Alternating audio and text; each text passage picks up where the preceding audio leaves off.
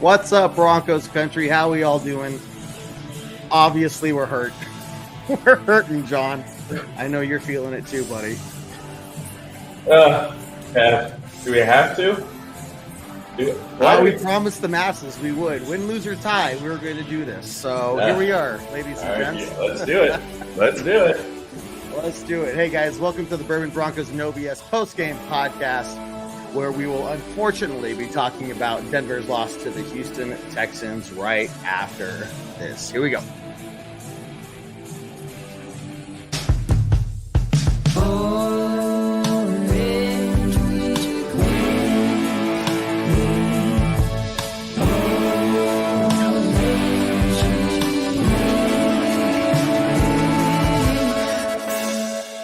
Orange Weekly, fans, brews, and Broncos news. Oof. Well, John, really good show. I'm glad we were able to talk about the Houston Texans game against the Broncos. We're done. That's it. Nothing else to talk about. We're just going to move on to next week. Is that good with you, man? I'm good. You good? I think there's only one thing left to say, Kevin. I wish. We'll get there eventually. But unfortunately, there are many, many things to say about what happened today. Look, we knew what was on the line going into today's game. Not only did the Broncos have their win streak, but a win put them up to about 60% chance of making the playoffs. Loss meant about 20% chance of making the playoffs. And it's not just a loss; it was a loss to an AFC team as well, an area that we have struggled in. Especially a couple of losses early on in the year. But we knew what it meant. The team knew what it meant, and what was on the line here. And so let's just kind of go back to where we were at the beginning of the game, man. How were you feeling right before kickoff? What was going through your head, bud? Well, Kevin, I knew I was going to have to go to the liquor store today or tomorrow, depending on when we were going to do this show, because I was out of my happy whiskey, and I was so confident. This is the first game all year, I think, that I've been just confident going into it that this should be one that we get with the streak we were coming in with, the way we played against the Browns last week. I was going into this one with a lot of confidence, and we'll get into it, but I think we all know how it unfolded. Yeah, and I think the confidence, there should have been no reason not to be confident about this team. I've said multiple times, not to give Houston any disrespect. That what they've done is really good, They've made a name for themselves this year for sure. CJ Stroud is the real deal. My biggest comparison, though, and what I thought was going to be the driving factor, I was kind of right about this. I was about half right of this. The deciding factor, the driving factor, what was going to change this game was one team wanting to get to the playoffs a whole lot more than the others. And my basis for that was this Texans team is incredibly young. They haven't really had any adversity, what have they overcome? CJ Stroud, first year, new head coach, their expectations were zero, right? And they're lighting it up and they're doing it against, they're winning in the NFL, and that is a hard thing to do. Yeah. However, what I expected to see from the Broncos was what we saw from the Texans today. And that was a team that was hungry to get to the playoffs. The Broncos showed up acting as if they had almost already won. Hey, we're on a 5-game win streak. Why should we go out there and put any points up on the board? And that goes more to the offense than the defense, but that was my thought going into this, was this team is going to go out there and play like they want to, not that they deserve to, but they are craving to be in the playoffs after the years of crap many of them have gone through on the Broncos. So I was excited. I think we all were. Yeah. And to that point, it looked like one team came out of the locker room excited to play, hungry to play, like you were saying, and it looked like the Broncos didn't even make it to the stadium the way they came out in that first half was abysmal up until like halfway through the second quarter, I think, is when we finally put a drive together. But and again, we're going to talk about when we finally got a first down and then punted after that. Like second quarter, first down. Oh, and now we punted. I think this is what happened. But yeah, man, I agree. And look, the defense did come ready, it looked like, anyways, on that first drive, going 3 and out. And and that's what I was hoping for, right? That sets us up on such a good position. Our offense has been coming out strong for most games, going down and at least scoring a field goal, if not a touchdown, I think in almost every single game. So it looked like it was going the Broncos' way very, very early on. And then, I guess we can just talk about that first offensive drive, Kevin. Let's start there. I mean, look, again, defense did their job. That's exactly what we expected. 3 and out from the Texans. And then, it was okay. Let's see what this offense can do. Yeah. And we came out with a game plan that we were going to test them early through the air. And I didn't necessarily, I liked it. We throw immediately twice to Sutton deep. The first one was just a good defensive play. Second one, I think we can all say it was a drop by Sutton. That's rare this year for him. So, and he made up for it later in the game for sure. But it's just, you play the woulda, coulda, shoulda game, and who knows what this game looks like with that. I mean, he might take that to the house if he catches it, depending on how the defense reacts to that catch. So, but he didn't, right? He dropped it. And then, I think we took a sack on the next play. Russ scrambled for 7 yards, but we needed 10. So, yes, it was 3 and out, but it didn't feel like the same 3 and out that we've seen in previous games. This is what we've seen in previous games not to start, but when we do get those 3 and outs, it's these complete plays. And it just felt appropriate to wear this shirt today, Kev. Well, for the listeners who are listening to this on the podcast platforms and not when we're live, John decided to stand up and take his shirt off, and I was getting very confused there for a second. Not upset, just confused. Yes. Confused in different ways, right, Kev? Yeah. But no, that shirt is exactly right, man. That was exactly right. But look, go for it. Yeah. Again, I like that we were being aggressive early. But then, it didn't work out, and that's fine. And you can do that for a drive. It's just the fact that it continued for the preceding drive. And the drive after that, and the drive after that. Anyway, I think that was. So I think there were 2 big mistakes early on. Now I can't be upset at Courtland Sutton. The things he has done this year, he is human, right? If he was a robot, a legitimate robot, I would be pissed because he should never drop the ball ever. But sometimes he's not. He looks like a robot. Sometimes he does, and several times this year he has. That sucked. That really sucked to see. But you got to give the guy a pass. You can't say, how can you not be perfect, dude? Nobody's gonna be perfect, right? Yeah. So, and it's one of those things like way early in the game, that should be something that we overcome, right? Yes. But I think that really set the tone for the Texans defense early on. They started to feel it real early on that, hey, we can shut these guys down. Russell Wilson, that's nobody compared to our guy CJ. So yeah, and Keith makes a good point in the comments there. It's that momentum. He it did swing the momentum pretty quickly in their favor. And part of me is like, cool, we're being aggressive. I like it. But at the other part of me is like, look, we've been successful because we've had these long methodical drives to start the game. Like, why is our game plan just to go out there and have like these deep passes, right? Like, let's run the ball. I mean, this team's supposed to be built on running. Why we have one running play that first drive, and it's because Russ was scrambling for 7 yards. Yeah. So that's the other part of me that's like, we should have. I mean, hindsight's 20/20, but look, if that pass had connected, we would have been like, oh, this is the best thing ever. But now that it didn't work, like, why did you do that? 100% true.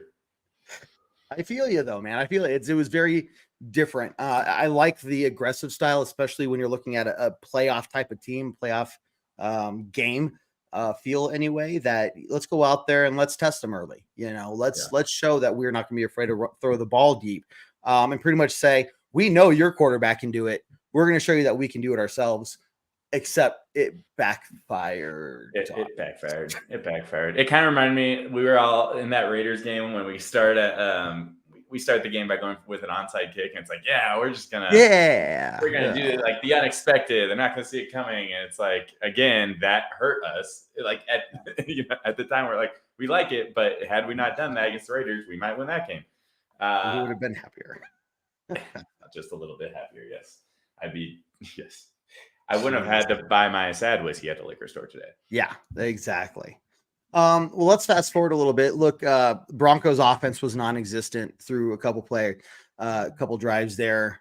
Texans on their second drive. A couple drives, Kevin. It was the entire first half. Basically. Well, I'm trying to be nice here. I'm trying to be nice and not depress people so badly they stop listening to the podcast 10 minutes in, you know?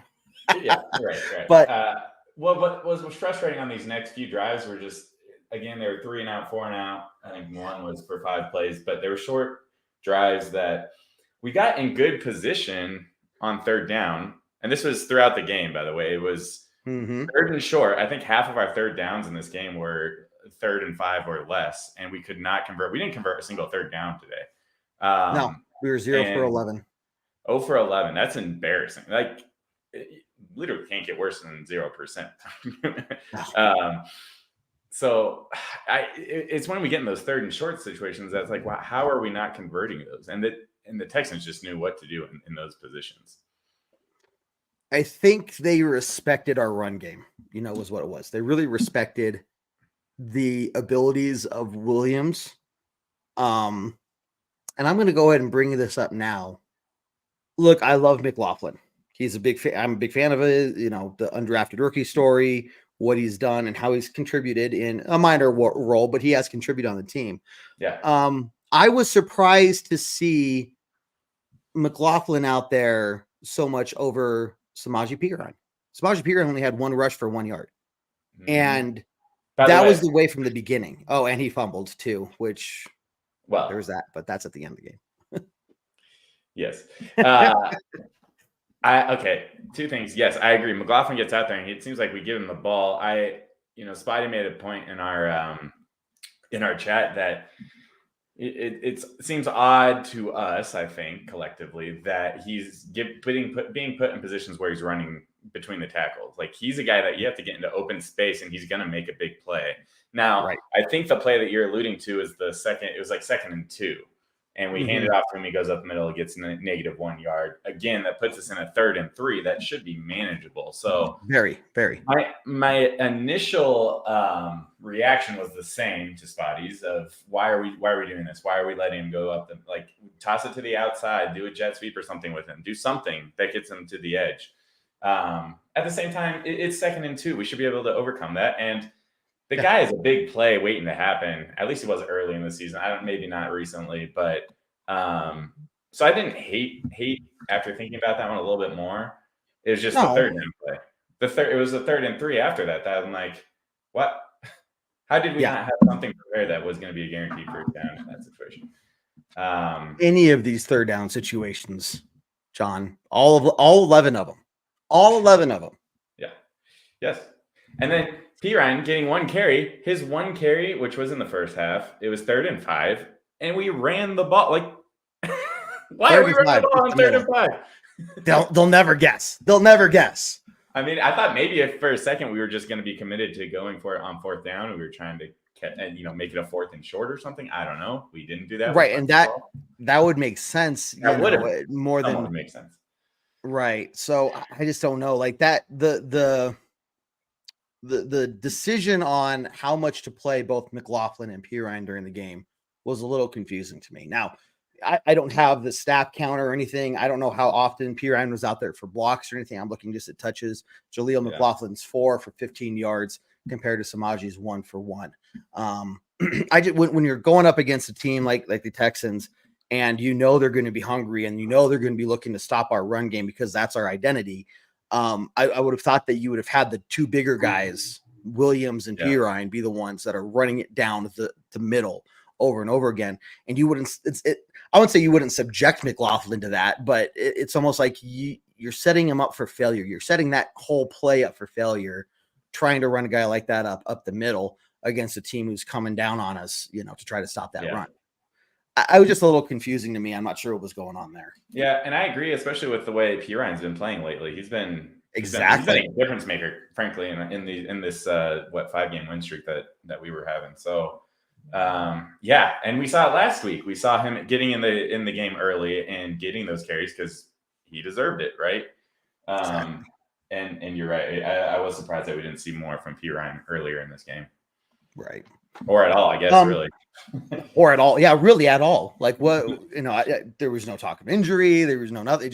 They just were not utilizing him unless he was out there for just the blocking game, and have to go back and look and see what his stats were on that.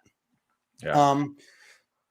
Now we're going to get to what I think is the second biggest mistake of the game, which is Texans touchdown, and not just letting them get the touchdown, right? But a little disappointed in Alex Singleton. Mm-hmm. The emotions are flowing. Both teams are hyped. Both teams are fighting for a playoff spot.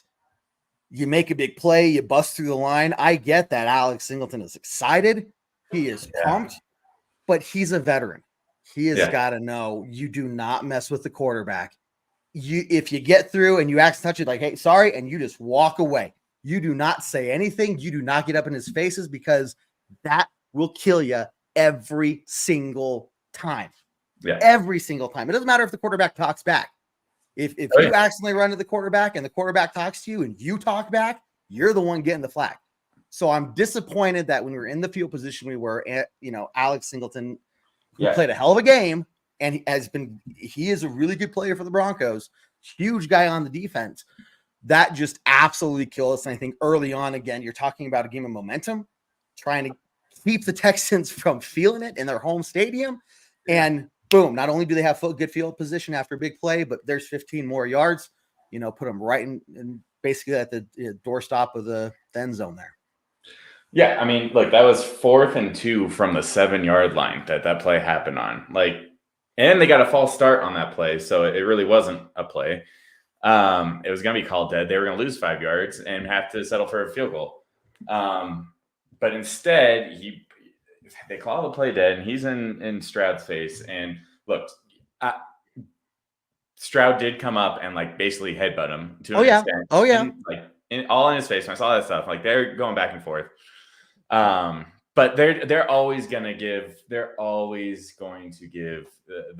benefit of the doubt to the quarterback in that situation. So he has to be smarter. Everyone got on him on the defense. Dude, what are you doing? Basically, I was really hoping, because all the Texans players came in, rightfully so, honestly. I would expect the same to defend their quarterback. I was really hoping we were going to get offsetting unnecessary roughness penalties there. I was kind of expecting it for a second there. And to an extent for Stroud basically starting that thing. But, man. So, yes, that was the bad. But we talked earlier about the Broncos not even showing up to the stadium. Well, I'll tell you what, Alex Singleton freaking showed up to the stadium, because he had all the intensity of the defense basically on his shoulders, it seemed like, and he was bringing it, and that was powering him through the game. Just you got to do it smarter than he did on this play, and unfortunately, it led to a touchdown, which led to what could have been a difference, or was a difference in the game. Yeah. Well, you're talking about it could have been 6-0 versus 10-0, right? Mm-hmm. Huge mistake. Again, he's human. He still had a solid game after that. When you go down 10-0 in the first quarter, it shouldn't be the end of the game. Right. Your offense should, even if they have a slow start, should be about that time picking it up, right, and finding ways to move the ball. The problem was, even though the defense was doing everything they could, and look, held them up to only 22 points. That's still really good in the NFL, right? So the defense is doing their job. It's just the offense is the one that's taking forever to figure out what to do. Yeah, it's really good when your offense isn't helping you out at all. To only give up 22. And this is, I think, the 3rd highest scoring offense, if I'm remembering that correctly. So, I mean, it is a high scoring offense. It just felt like a situation where the talent of our defense was going to overcompensate for that. And it didn't. It didn't work when our offense was going 3 and out, on most drives. So exactly. To the point of penalties, though, we had 2 penalties for 8 yards, which I didn't realize until I looked at the stat sheet again, an hour ago. So at least that's an area that we cleaned up pretty well this week. Minus this one, of course, a big one, but there were a few times we won the penalty battle, I guess we can say. if you're Are we looking for really back? Are we already reverting back to moral victories? Is it just the snap of the fingers? We're already back to moral victories. Like we didn't win the game, but I just want to be happy about something. Can I be happy about something, Kevin? Sorry. I'll take it back. That has been an area that's had issues from the start of the season. So hey, at least agreed. There's some positivity there. There's some positivity. You can always find a silver lining, especially when you're talking to Jon, man. I appreciate it. It's good. It keeps us in check. Well, let's see. At that point, look, Broncos are down 10-0. It's more of the same. I don't know. I mean, we can hit on any highlights you want to talk on through this. But essentially it just goes back and forth where Broncos are 3-and-outing or doing nothing and punting. We did, our defense did stop them a couple times, but before you know it, it's 13-0 and then 13-3 going into halftime. A couple of things. It just felt like on every scoring drive for them, there was one or two very big plays that our defense gave up. And it felt too often that we were telling ourselves that, well, it's a bend, don't break defense, but at a certain point, it felt like too much bending today. Yes. So it just felt like there's a lot of Nico Collins, geez, he was half of their offense. I'm pretty sure today. I think he was more than half their offense, but yeah. I think, we can look at it, but just yes. Yeah. Thank you, Neil. Completely agreed. But it felt like some of the game plans from earlier in the season for the defense at times. Now, look, we didn't give up the big touchdown. So that, again, at least we didn't break for the most part. I'd say maybe except for that last touchdown, that really was kind of a killer. But it's just too many big plays for me. It always seemed to be Nico Collins. Well, and the interesting thing is we knew to expect that going into this game. Mm-hmm. We knew the threat of CJ Stroud. We knew the threat of Nico Collins. And all their wide receivers, by the way. All their wide receivers. 4 solid wide receivers that could go off on any week. Yeah. I just, again, our defense played well. I don't know if we game planned as well as we could have against especially Nico Collins. Yeah. Going into the second half as well, like he just kept making those plays. And it always just seemed to be that he just knew where we were going to be open. He just knew where the open field was going to be. And that's my problem with the zone defense. Yeah. And I get, there's pluses and minuses to zone versus man. It just, look, I'm not getting paid to be a defensive coordinator by any means. Nobody's knocking on my door saying, hey, come coach for us. It's just, I always wonder, what is that conversation, of, hey, we are recognizing this guy is burning us. Yeah. How do we adjust? Do we do something, put someone on him and have a hybrid man zone to at least try to stop him? Or do we just keep doing what we're doing and keep getting burned over and over? I just don't understand really kind of what the conversation is there. Yeah. And it may have been a thing because, like we said, they have quite a few very good receivers. And it might just happen to be that Nico Collins was a guy that was open. Each of these, maybe it was a situation where if it wasn't going to be Nico, it was going to be another guy that he would have thrown to. So either way, you're right. Game planning this week did not seem as solid as it has looked in the last 5 games.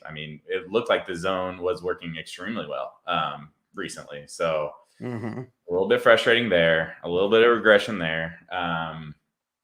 But still, they did enough though to keep us in the game when it came into the fourth quarter. So can't totally get down on this defense, but no. If anything, I would say, yes, the defense did backslide a little bit today. I'd still give them a B-. They kept us in the game. They weren't great against those big explosive plays. They didn't get any turnovers, but they got several sacks. They really got in CJ Stroud's face, especially in the second half there with a lot more hits and rushes. Non-existent. No, exactly. So they did turn it around in some degree there, but I think that's where you really saw CJ Stroud turn it on and kind of have some Mahomes-esque throws. I mean, times where he's just running around and he kind of just lobs the ball up right to a guy. And you're just like, how did you do that? It's very frustrating in that regard. Yeah. And I will be very honest. I don't think I've watched a single Houston's Texans highlight from this season. Prior to today, though, you did hear the hype about Stroud, and you did see the numbers they were putting up, and it was very impressive. But then to see it live today for a full game, it was like, okay, this guy looks like the real deal, and making the Panthers look pretty dumb for overlooking it. But I don't know, man. Anyways, but no, he looked legitimate. I think he may make the Texans relevant moving forward and into next season and for the foreseeable future. I will say before we get into the second half, I think that drive to end the first half that led to a field goal. I mean, we were in position to score a touchdown. That would have been huge, but to get points and get a little bit more getting a little bit momentum going the Broncos' way. I mean, going into halftime 13-3 was feeling a lot better than 13-0. Could have been even worse than that. But it did feel like, okay, maybe we're getting some momentum here. And then we get to halftime, and then we start the second half. And I'm telling you, if you need a break from life, just don't watch the Broncos' first drive of the second half, because you're bound to – I mean, it's only going to make you upset. Upset and depressed. You're completely right. Look, at that point, the game's not out of hand. You're getting the ball back to start the second half. Get the points. You're going in there. At least you're saying, cool, we did something positive we can build on and should be able to build on. And 13-3, man, being down by 10 points, it felt like we were down a lot more than that. It's kind of the opposite of what we say a lot of these recent weeks where Broncos are up by like a touchdown, maybe 8 points, something like that. And it's like, I thought we were winning by 2 or 3 touchdowns right now. Yeah. But no, and that's how it felt, just opposite today. Yeah, totally agreed, man. It was really helpful because we know historically that the Broncos through the season have not been good. The drive before half and the drive after half.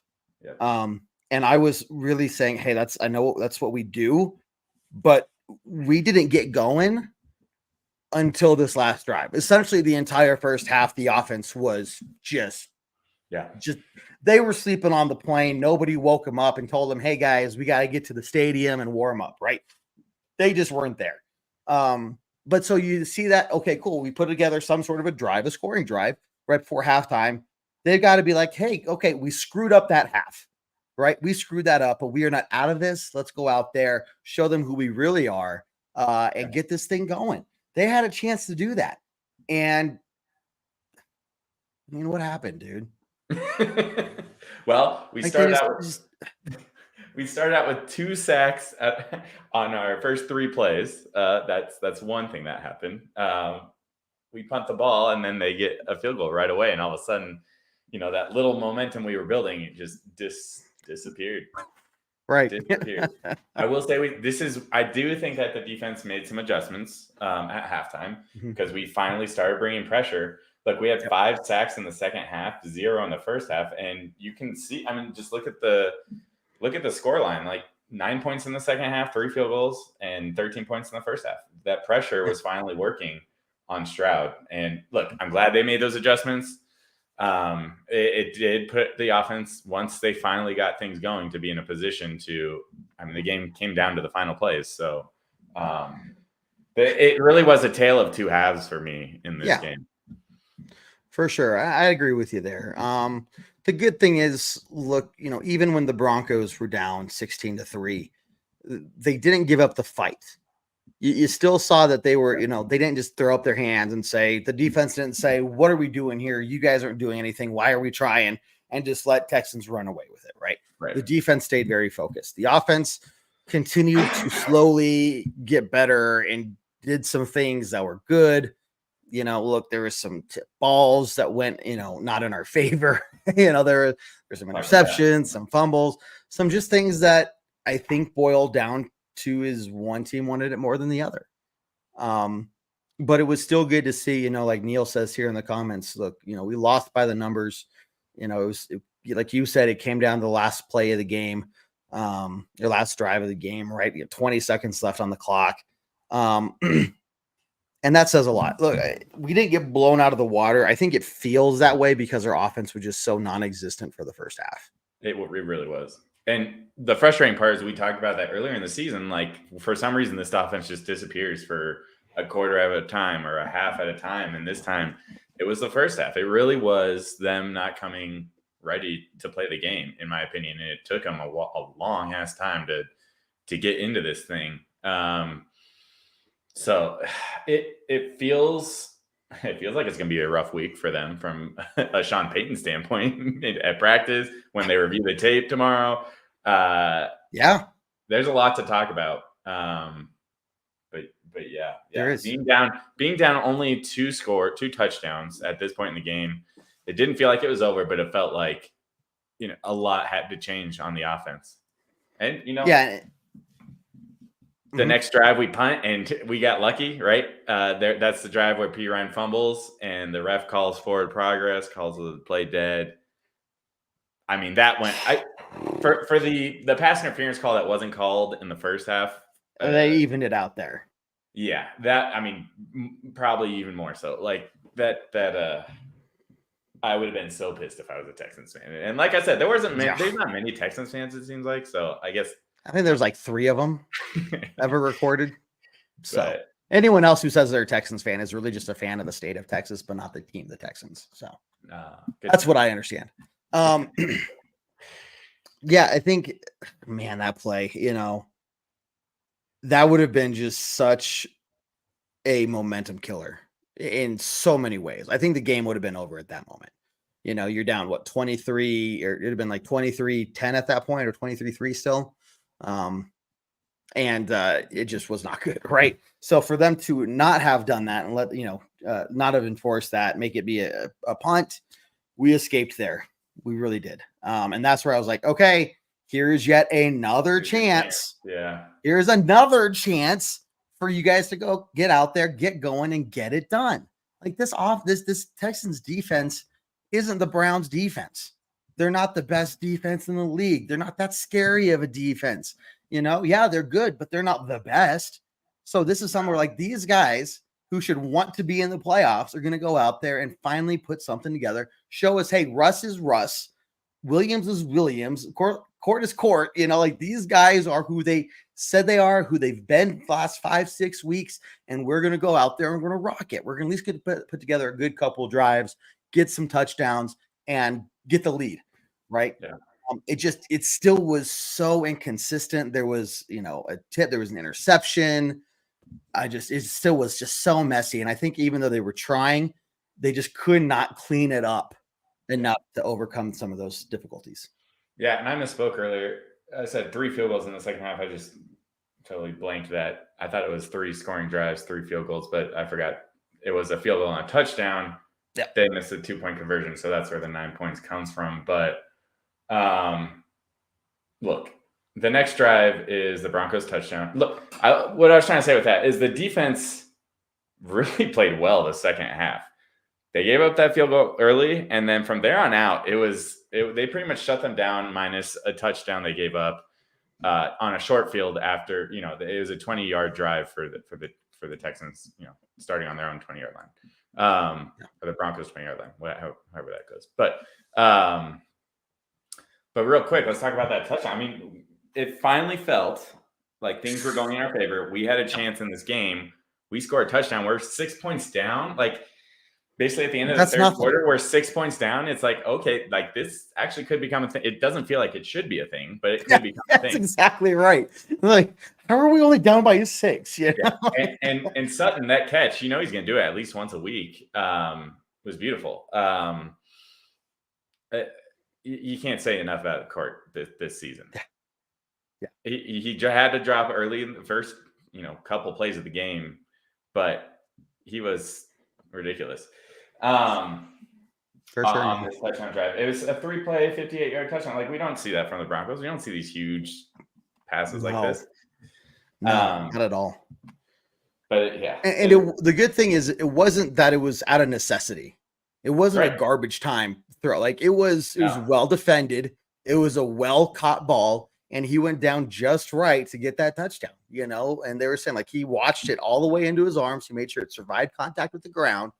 Pass interference on the play. How many touches has he had this season that have been pass interference also on the play? Well, it's almost like that's the only way to stop him. That's the only way to stop him. And you better hope that the ref doesn't throw the flag. That's the only way to do it. But it didn't matter. Pass interference on this play. So even if he didn't catch it, we were going to be on the 1 yard lead. You'd assume we'd score, but just a beautiful catch to Cortland. That's all I wanted to say there. And then, at that point in the game, it's like we're in this thing.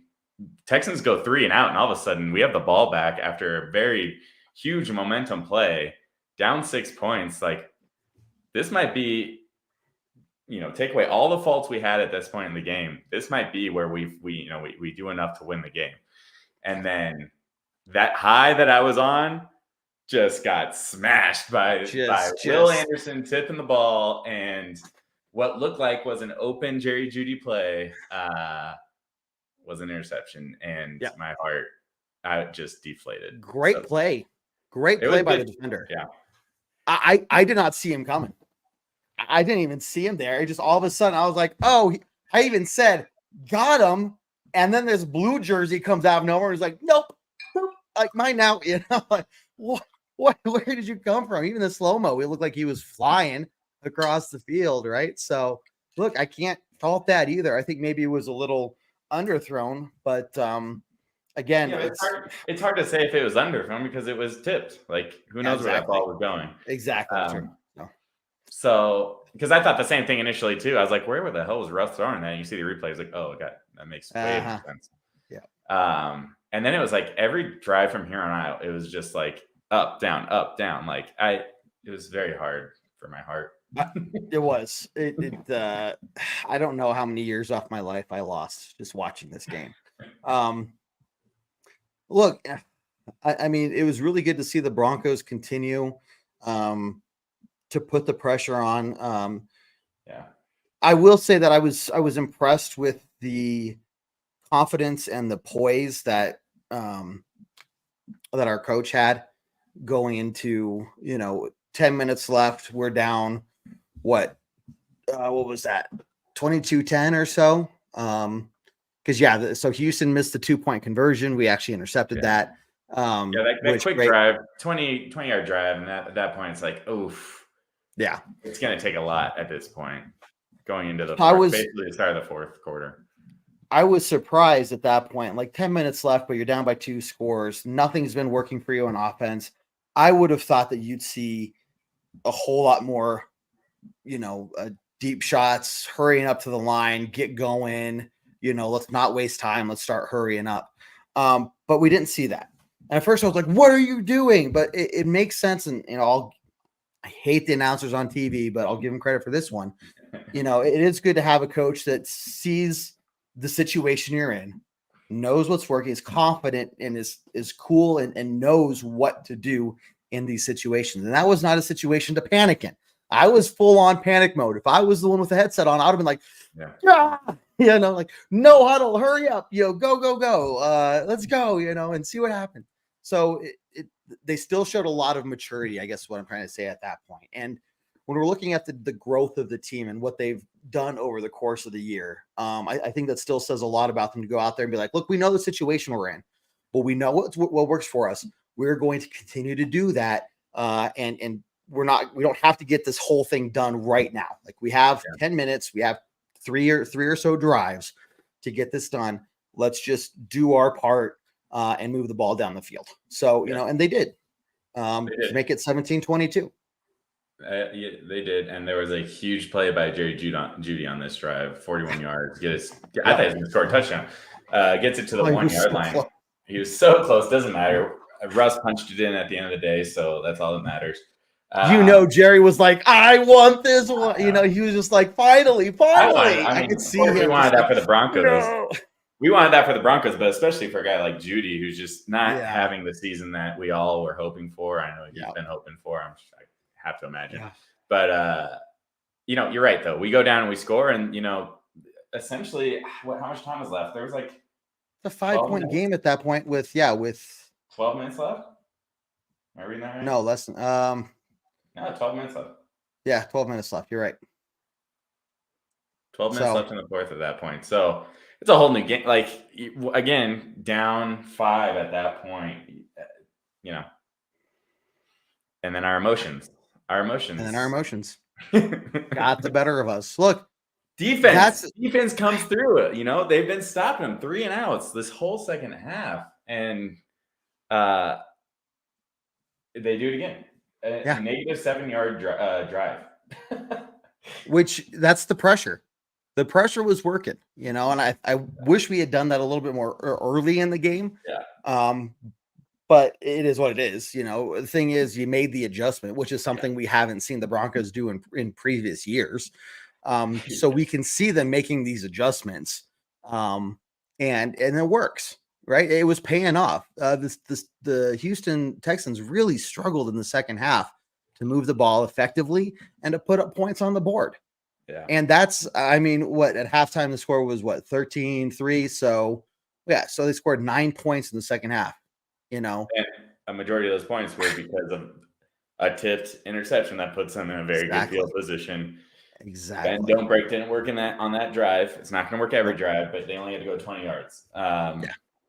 So, and then they get the sack, they force a 3 and out, and then we go for the big play was working the previous 2 touchdown drives, so why not go for it again? He goes for it, and I don't know. Did it feel like I'm having a hard time on this one because it was an amazing defensive play. Yeah. I think if Russ puts the ball farther out, throws it deeper, it's either going to be an incompletion or Sutton's going to catch it. I don't know how much I blame Russ on this one. It is an amazing defensive play. You talk about the end of the game one? No. The one the second interception. So it was going to Sutton. Oh, yeah. It was going deep. I think if he had thrown it longer rather than more on Sutton, it obviously wouldn't have been intercepted, but maybe. But again, I think the defender was just at the right spot at the right time. It was a great catch. Sutton didn't have to. You take that guy, you take that Texan out of the equation. Sutton wasn't going to have to make any adjustments to catch that ball. Right. It was going to go right into his hands. So, the defender just, again, kind of came out of nowhere and aligned himself in the perfect spot where, if Russ had seen that guy and was, understanding of how close he actually was, or maybe the angle he was taking on him or something, he might have thrown the ball a little further. Or maybe, just a little bit more to the outside there to help, Sutton get away from him. But I think it was as good a thrown ball as you could have asked. You are right. It would have hit him in the hands if the defender was there, but unfortunately, the defender was right. So watching it live, it just felt like it underthrown a little bit for the situation. And had he gone deep, I think, again, potentially another big play. Maybe not. Maybe I didn't see that correctly. And it did seem like Sutton kind of turned a little bit upfield as the ball was in the air. Maybe he misread it a little bit too. I don't know. Again, could have been a lot of all of that, or a little of all of that, at the very least. Yeah. Anyways, I feel you, man. I feel you. But again, that one sucked. Emotions. I hate emotions. I tend to shove my emotions down deep where I don't have to think about them, but they just kind of come up every now and now again, like heartburn. And I just, it sucks. Unfortunately, we do this show where you have to talk about your emotions when it comes to exactly. It's probably good for my mental health. I have to talk about it. I can't just be like, I'm fine. In case anybody's wondering, this whole thing is for Kevin's mental health. This whole program that we do. It's actually a figment of my imagination. So I don't know how many you are actually. I'm just sitting here talking to myself. Yeah. Imagination. I love that. Let's see. Well, following the interception, look, the Broncos defense was able to hold the Texans to a punt. And it was like drive after drive. It's like, okay, this game's over. Oh, wait, we have the ball again. It's not over. Yeah. And then, 72 yards on this drive. 72. It was like, it was put up or shut up time for Russ. It was. Not his best game. Unlucky on a couple interceptions. I mean, bad throws on one or two bad throws. But it was time to show up for this drive. And look, we got in a situation where we were at the goal, within the 10-yard line of the opposing team, and had 4 chances to get it into the end zone. I felt very confident at that moment, Jon. I thought we were going to do it. I thought it was going to be another.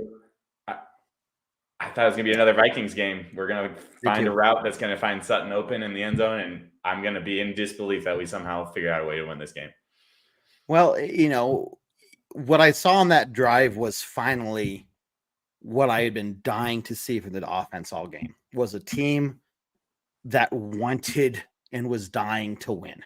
A team that wasn't just ready to roll over like they did when they showed up. They just said, whatever, we don't care. We're not really ready yet anyway. You guys take a few, like have a few free points on us. They finally, and the couple of plays there was the 4th and 1, Williams fighting to get that extra little yardage, right? He almost got tackled in the backfield. But Williams did what Williams does. Yeah. And he found a way to get that first down. It was a highlight of that drive, highlight of the game, frankly, because there's not a lot to talk about for the offense in this game. There's also would have been I think that would have been the play of the game for the Broncos had we won, hands down, because that drive would have stopped dead right there had he just, gone down in the backfield, obviously. Like that would have been it. So for him to do that and keep that drive alive, that for me was like, man, this has got to pump the rest of the guys up. They've got to see this and be like, man, we got close right there, but thank God Williams came through for us. Let's go finish this thing. And they just didn't. Yeah. It was Russell's. The drive started with a 32-yard catch by Sutton. 2 catches for the game for 77 yards. Like, that's efficiency. Yep. Wish he had more. But like it just felt after the first play, like this is we're here.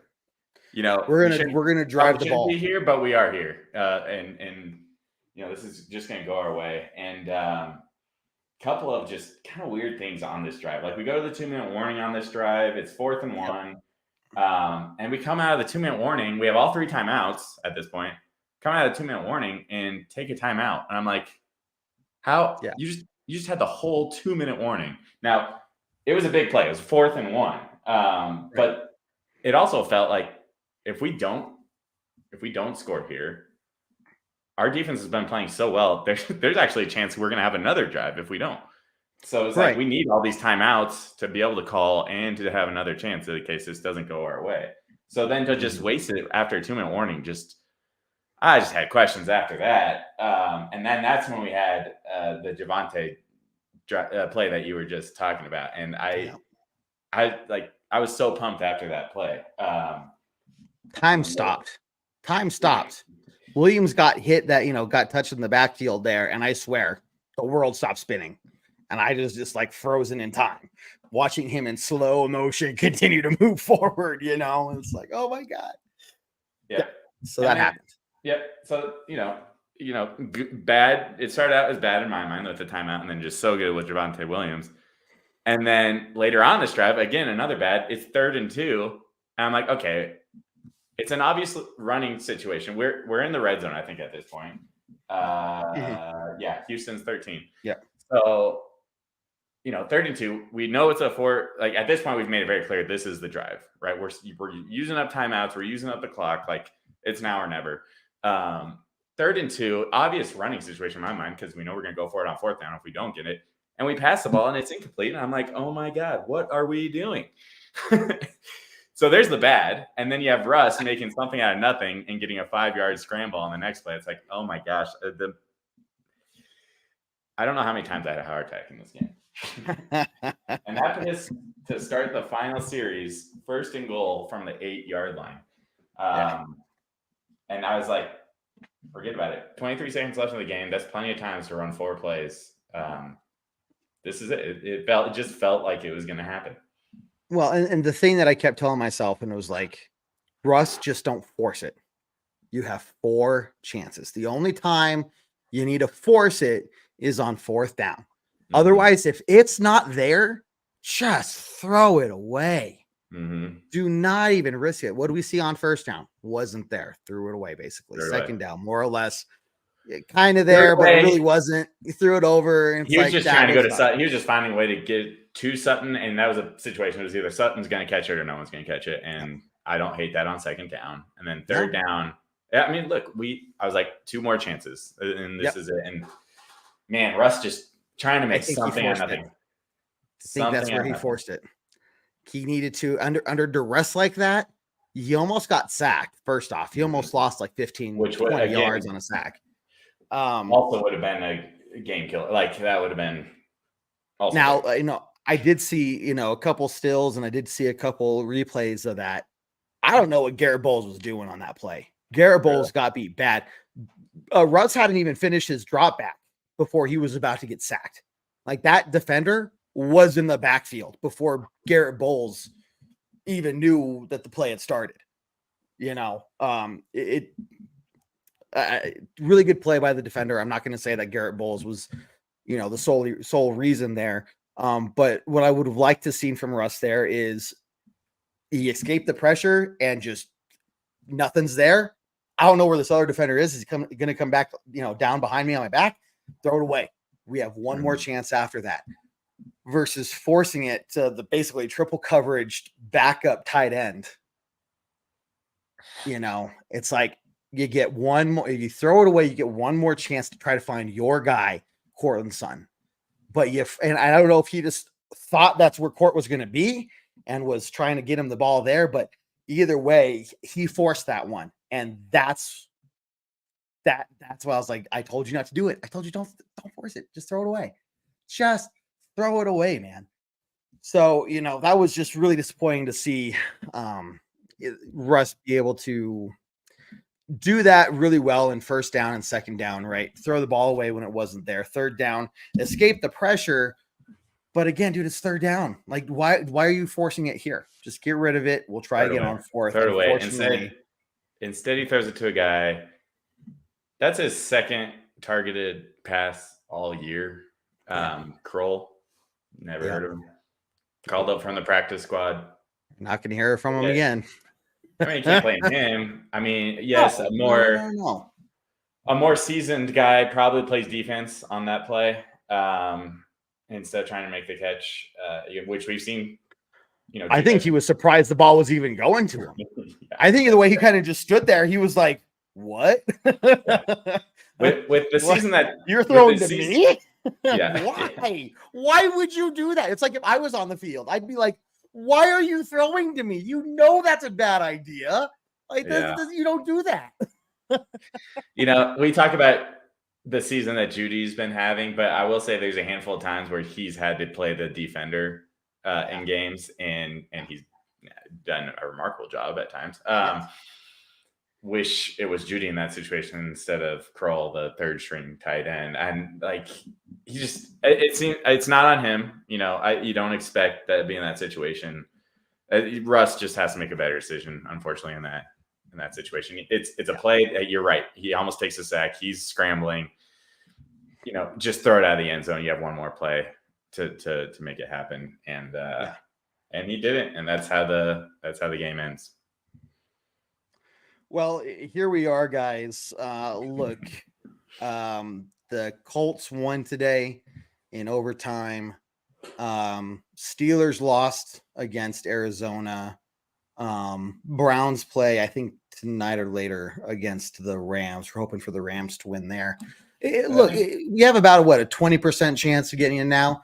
We'll need at 5 games. It's not like we have 20% chance with 1 game left, where we need like 10 other games to go our way. Right. It could be that the Texans drop 3. Let's say that we go 4 and win the next 5. Maybe the Texans drop 3 or 4, and they just go on something terrible, and then we don't even need to worry about the tiebreaker. Maybe the Colts, I think is what you're trying to say. Yes, exactly. I'm just saying, like, what I'm trying to remind myself right now too is, as defeating as this was because of the implications it had, it doesn't mean that we're done, we're eliminated. Correct. Obviously it's not a pretty picture, but again, can you believe we're in this situation knowing that we started 1-5?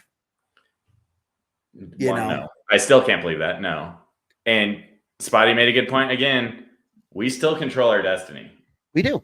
Which, who would have thought that we would have been saying that at this point, to the way the first quarter of the season went.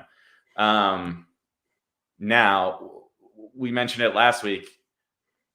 If and when we have another loss, the biggest telling factor for how the rest of the season is going to go is how we respond in the next game. Now, yes. I was really hoping that we were going to get more than 1 week down the road before we had that conversation. But this next game, this wasn't a must-win game in my mind still. It was a big game. It hurts our chances significantly. But look, you talk about a team that had a 20% chance to make the playoffs. Okay, we also had a 3% chance to make the playoffs after like week 5 or something like that. Like, yeah, that's about right. Well, the percentages are what they are. So if we are the team that won 5 in a row, we should be able to bounce back from that. We play a Chargers team that just won 6-0 against the Patriots. So we play both of those teams. The most boring game ever. Good Lord. And so we have them next week in LA. So that we have so that's a home game for the Broncos, first of all. Yeah. I'll be there. I'm excited. Nice, dude. Yeah. I'm very excited about that. I'll be with a bunch of Chargers fans, but I'm excited. That's okay. Family's family. What can you do? Exactly. So, next week is just monumental, not just because it's borderline must win, but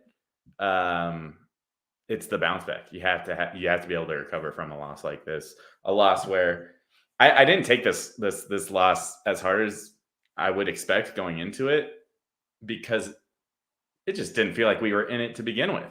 Like not coming up in that final drive is like, yes, heartbreaking. Like I was very amped up in that final drive, but at the end of the day, it was over, and it was like, well, I'm surprised that was as close as it was, the way we were playing, especially in the first half. So, the bounce back this week is huge. We basically have to win either all of our games, or maybe we can drop one and make it at 10-7. Yeah. But look, they're winnable games in my opinion. They're still winnable games, but the Lions have been susceptible at times this season too. They are, and it's very doable, especially in. I think that these guys are going to bounce back strong again because of the leadership they have on the team, because of the very hard look they're going to take on themselves. The next couple of days in the locker room and watching film and everything. The message to the team, if I'm Coach Payton, is, guys, I've been telling you this for weeks now. You cannot rely on turnovers. What's going to happen in a game where the offense struggles, but we don't get any turnovers? And let's say even lose the turnover battle like we did today. The message to the offense is, guys, this is going to burn you eventually. I guarantee you, Coach Payton's been talking about this week in and week out of, we have got to stay consistent. You cannot take a slump for 3, 4, 5, 6 drives in a row. You can't just wait till the fourth quarter to turn it on, because at that point you may not be able to get back, what the defense wasn't able to do in getting those turnovers, right? So I think this is an example of, guys, I told you. I don't know what else you need to wake up and see that it's go time. And hopefully seeing this and experiencing it, everything they did, and it was a heartbreaking loss. We can sit here and say they didn't deserve to win because they didn't. They know that, but they were still in it at the very moment, the very end of the game. So we felt the same way, by the way, against the Vikings. Yeah. Coming down to that final drive, it's like, we shouldn't be here. And then we win. It's like, okay, we shouldn't be here, but we were. So now we're evened out in the NFL universe. So look, I think there's still a lot of positivity.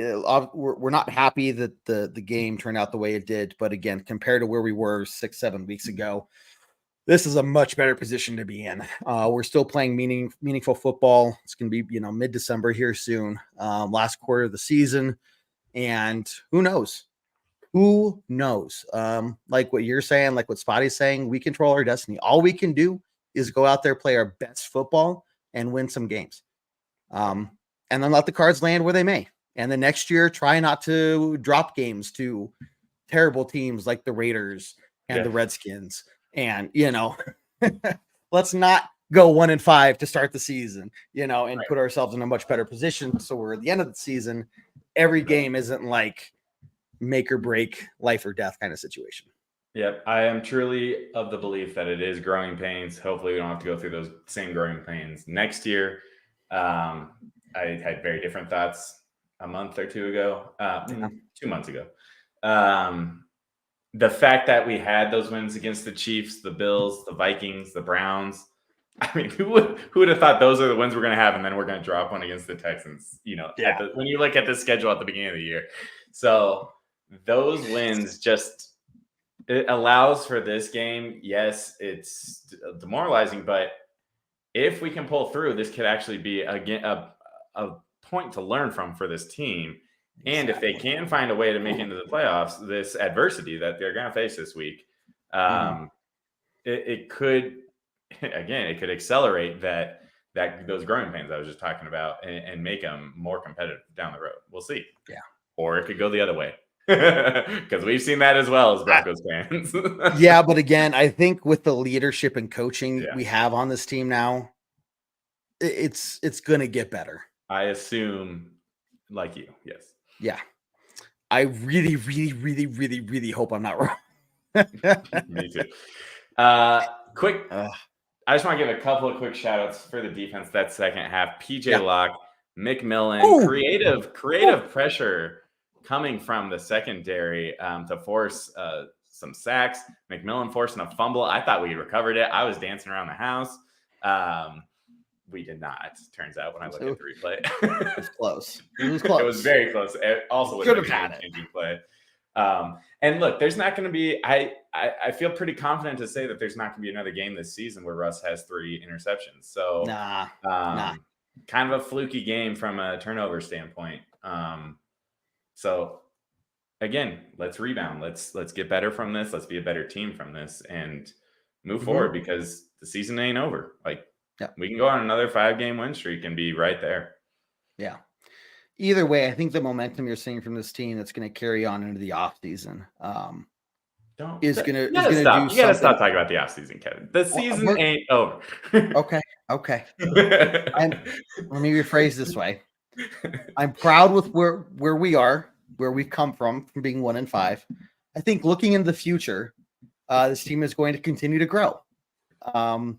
I agree. The near term future and the long term future.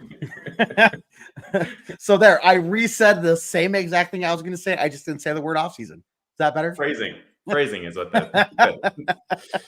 Okay. Yeah, 5 games. It's kind of hard to believe 5 games still for the Broncos. It's a little sad to think that there's only 5 games left because they're going to fly by fast. They're going to fly by fast, and then when you get to the off season, it's just we get excited about then a month before the draft, we get excited because the draft is coming up, which is 1 or 2, 3 days, I guess. But really, the first round is what we're excited about. And it's I don't want to think about the offseason already. Come on. Not yet. Come on. I'll hold off on that for a little while longer. Yeah, we have another 3 months of Broncos football, or 3 months of Broncos football. Is that math right? Yeah, 3 months of Broncos football. I think so. Yeah. Something like that. Okay. Well, hey, John, any closing thoughts from you, good sir? Closing thoughts. I mean, basically, we just hit on it. Let's continue from here. Again, I have faith Russ is going to turn this around. He's not going to have another 3 interception game. The Chargers look like a very beatable. That Chargers team is. They're the Chargers that I've always known. Can't seem to just get it done. The offense, I thought it was a very good offense, but they scored 6 points today against the worst team in the AFC, Patriots. Who would have ever thought that would be a statement? Yep. So they're on like a downward spiral kind of team. Now they did get a win. A win is a win. We've said that before, so maybe that starts momentum for them. But I feel very good that we're playing this team this week to get a rebound against, and then that will put us into the Lions game, and that's going to be, if we can get a win this week. If we can't get a win this week, it's a whole different conversation. But it doesn't matter. It doesn't matter. But I am going to this game like I did this week, thinking that we can pull this out, and we should be able to. As long as we don't come out the way we did this week, we should be able to come out of Los Angeles with a W. Yeah, agreed. Quick reminder for everybody, just in case you didn't see it or anything like that. The game against the Lions has been moved up to Saturday night prime time, 6:15 p.m. Mountain Time kickoff. So if you're waiting for the Lions Broncos game on the 17th, you're a day too late. You missed it. So make sure you watch it the night before. Otherwise, guys, remember, check out all of our other content here at Bourbon Broncos and OBS. Give us a follow on any of the podcast platforms you're listening on: iTunes, Spotify, Google Play, Stitcher, SoundCloud, or more. Also, our YouTube channel as well. Give us a follow and subscribe there for our daily content and other videos we put out for you guys. We're going to be here no matter what. And today's proof that even when we lose, we're going to be here. And it's always good to be here talking with you, Jon. Appreciate it all, man. Your good insights, good conversation for everybody out there listening. Seriously, thanks for tuning in. It's always a blast having you guys. So, Jon, as always, thank you everybody for watching. Love y'all. Yep. Nothing else for me to say over here other than to end it as we always do on a very strong Go Broncos. Go Broncos. See you guys. Do what I like. Yeah, I do what I like. Yeah, I do what I like. Sipping goose, sip is right, and I go with the flow. Yeah, I go with the flow. Yeah, I go with the flow. 'Cause I know I'm the show. In the zone, here I go. In the zone, here I go. In the zone, here I go. Yeah, they know I'm a pro.